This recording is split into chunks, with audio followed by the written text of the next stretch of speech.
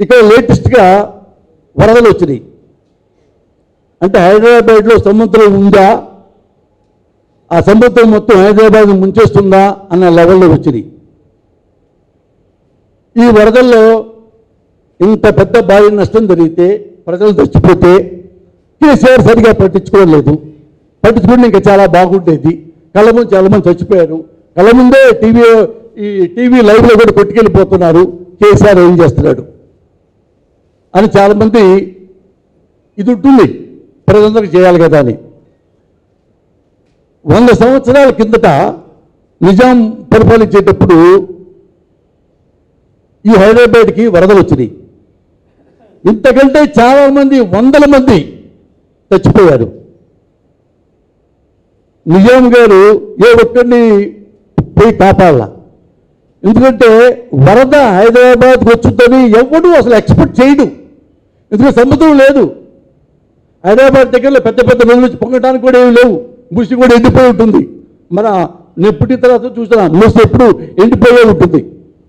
ఆ మూసి కూడా చాలామంది ఆక్రమించారు కొంత మేరకు. ఆ నిజాము వరద వచ్చిన తర్వాత, ఇంతమంది చచ్చిపోయిన తర్వాత, అందరూ బాధపడిన తర్వాత ఆయన మీటింగ్ వేసుకొని అధికారులతో ఏం చేయాలంటే, మనకి హైదరాబాద్లో 15 లక్షల మంది జనాభా ఉన్నారు. ఈ 15 లక్షల మంది సరిపడా డ్రైనేజ్ సిస్టమ్ మొదలుపెట్టాడు. అదే నాలాగేలాగా మొత్తం వేశారు. 15 లక్షల మంది ప్రజల కోసమే ఆ డ్రైనేజ్ అప్పట్లో నిజాం నవాబ్ గారు నిర్మించారు.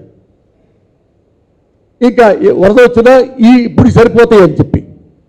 కానీ అక్కడి నుంచి ఈరోజు మళ్ళా 100 ఏళ్ళ తర్వాత మళ్ళీ ఇప్పుడు వరదలు వచ్చినాయి. అంటే కేవలం అంతకుముందు ప్రభుత్వాల అలసత్వం కాదు, ఇప్పుడున్న ప్రభుత్వం అలసత్వం కాదు.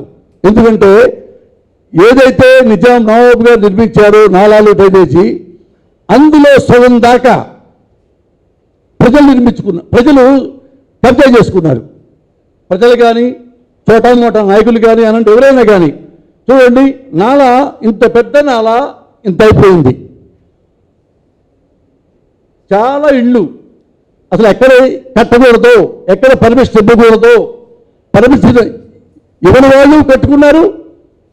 వేరే రాంగ్ రూట్ల ద్వారా పర్మిషన్ తెచ్చుకొని కట్టుకున్నారు. అది ఎవరు తప్పని, అందరు తప్పది. ఇది ప్రజలతో పాటు ప్రభుత్వంతో పాటు అందరు చేసిన తప్పు.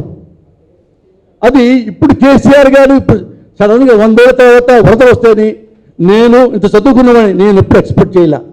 ఎందుకు ఎక్స్పెక్ట్ చేయకూడదు అంటే, అసలు వరదలు వస్తాయితే ఊహించలేం కదా.